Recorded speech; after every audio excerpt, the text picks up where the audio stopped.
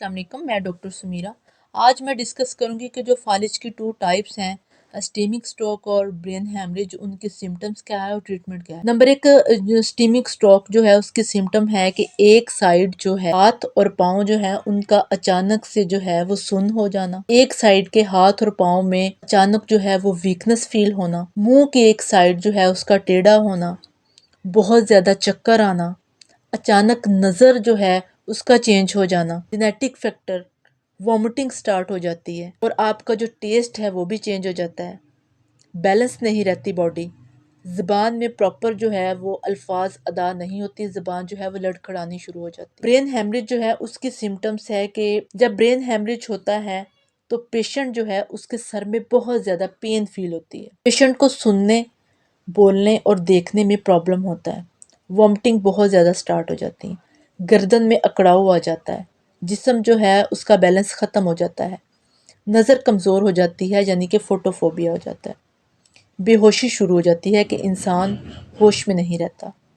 Genetic factor हो सकता है, इसमें भी चक्कर आ सकते हैं, हार्ट बीट बहुत ज़्यादा तेज़ हो जाती है और जो उनकी ब्रीथिंग है यानी कि सांस लेने का अमल जो है वो भी चेंज हो जाता है।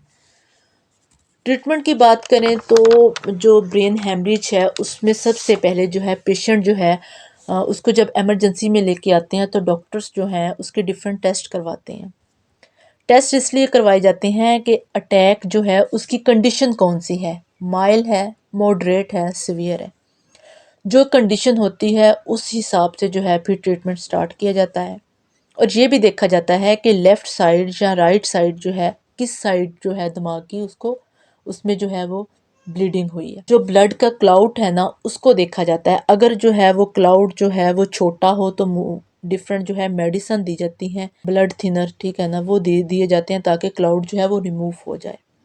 अगर क्लाउड जो है वो एक ही जगह पे मौजूद हो तो फिर सर्जरी करके भी क्लाउड जो है वो निकाला जा सकता है। बीपी हाई की डिफरेंट आपको मेडिसिन दी जाती है, क्योंकि जब आपका बीपी हाई होता है तो उसके बाद ही अटैक हो सकता है, ये भी एक वजह है। वो मेडिसिन जो है वो आपको इसलिए दी जाती है ताकि आपका जो ब्लड है वो पतला रहे, ब्लड जो है वो गाढ़ा ना हो, ब्लड सर्कुलेशन हो।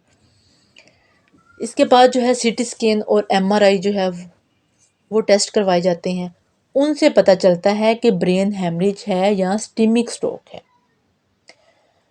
और उसके बाद पीईटी एक टेस्ट करवाया जाता है और स्टीमिक स्ट्रोक में जो है उसमें भी डिफरेंट टेस्ट करवाए जाते हैं, देखा जाता है कि क्लाउड जो है वो कितना बड़ा है और किस वेन में है, उस हिसाब से डिफरेंट जो है वो मेडिसिन दी जाती है ताकि वो जो क्लाउड है वो आहिस्ता आहिस्ता अपनी जगह से रिमूव हो जाए। ये इस अमल में भी है, डिफरेंट मेडिसिन दी जाती है ताकि आपका बीपी, अगर आप डायबिटीज़ पेशेंट है तो आपकी शुगर जो है वो मेंटेन रहे।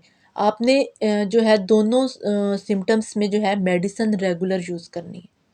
अगर आप रेगुलर मेडिसिन यूज़ नहीं करते तो ये बार बार अटैक हो सकता है, इसलिए मेडिसिन रेगुलर यूज़ करवानी ज़रूरी है।